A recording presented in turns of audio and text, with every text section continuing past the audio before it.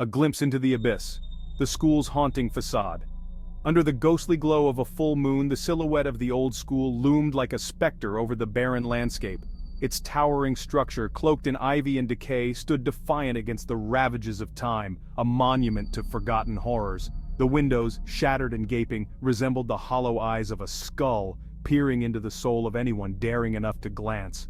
The once proud edifice, now a mere shadow of its former self, whispered secrets of its dark past into the chilling night air.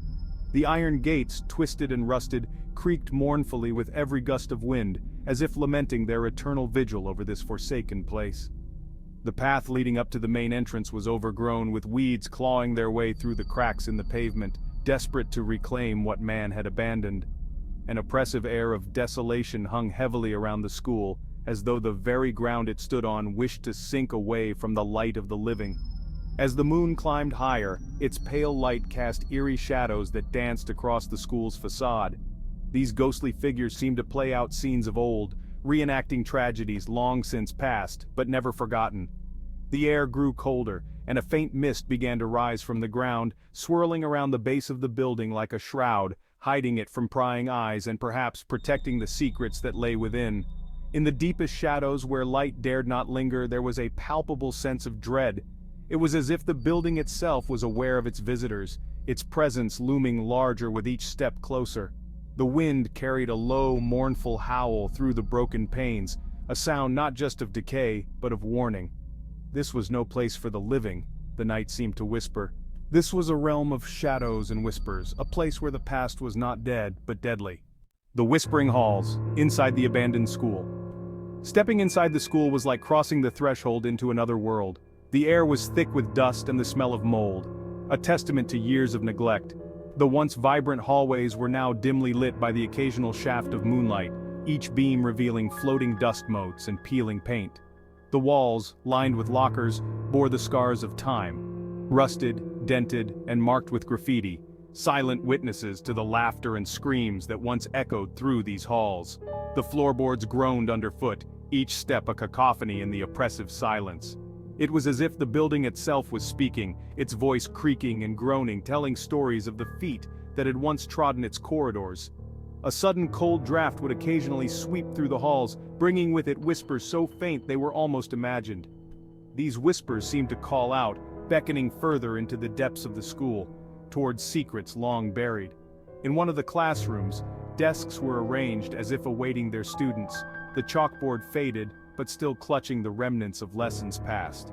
Here, the atmosphere felt charged, as though the very air was bristling with the energy of days gone by. Shadows seemed to flicker and move in the corners of the room, playing tricks on the eyes, or perhaps revealing glimpses of the room's true inhabitants. The further one ventured, the stronger the sensation of being watched became. It was an unnerving feeling, as if unseen eyes were scrutinizing every move, breaths held in silent judgment. The air grew colder with each step, the whispers louder, and the darkness seemed to close in, as if the school itself wanted to swallow any intruder into its forgotten world. Echoes of the past, tales of terror. Local legends spoke of the school as a place cursed, a site of numerous unexplained incidents that had led to its eventual abandonment. Stories were whispered in hushed tones about the principal who vanished without a trace, his office left untouched, as if he would return at any moment. There were tales of a classroom where the clock stopped at the exact time a tragedy occurred, its hands frozen in time, a perpetual reminder of the moment life turned to death. The most chilling story was that of a group of students who, driven by a dare, ventured into the school one night and were never seen again. Their disappearance remained a mystery, the only clue left behind being a camera found in the basement, its last picture capturing an indistinct figure shrouded in shadows, its features blurred and haunting. This tale, more than any other, added a palpable layer of dread to the atmosphere, a stark warning that some places were meant to remain sealed. In the gymnasium, the echoes of the past were almost tangible. The sound of a bouncing ball could occasionally be heard, a ghostly replay of games once played with joy now turned sinister.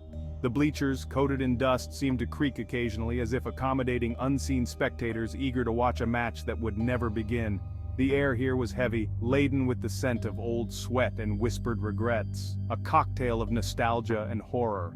As the stories unfolded, the school seemed to awaken, each tale adding to the symphony of creaks and whispers that filled the halls. It was as if the building was alive, its history bleeding through the cracks in the walls, seeping into the very air breathed within. Each step taken through the school felt heavier, burdened by the weight of countless stories, each more terrifying than the last.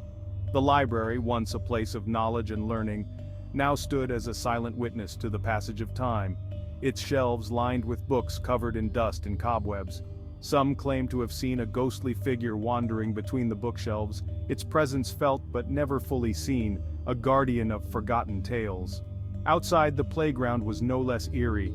The swings, once filled with the laughter of children, now swayed gently in the wind, as if moved by unseen hands. Occasionally, the school bell would ring, its sound echoing through the empty halls, a chilling reminder of a time when the school was alive with activity. The corridors, long and winding, seemed to stretch on forever, each turn revealing more shadows and secrets, each step echoing with the footsteps of the past. In the attic, old school records and forgotten belongings lay scattered, each item telling a story of its own, each one adding to the tapestry of terror that enveloped the school. The basement where the camera was found was the most unsettling place of all.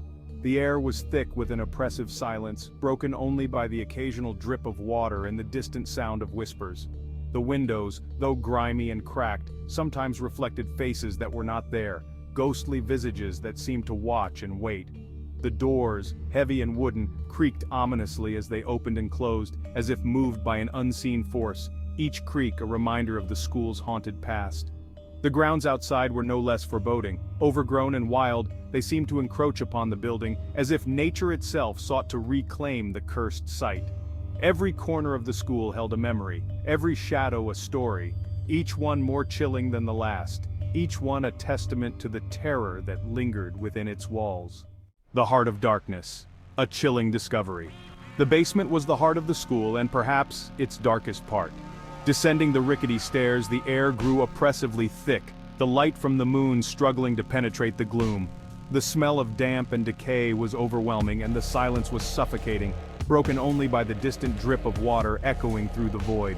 It was here that the school held its most sinister secrets, the walls almost pulsating with a malevolent energy. In the far corner of the basement, hidden under layers of dust and debris, lay the remnants of what appeared to be an old laboratory.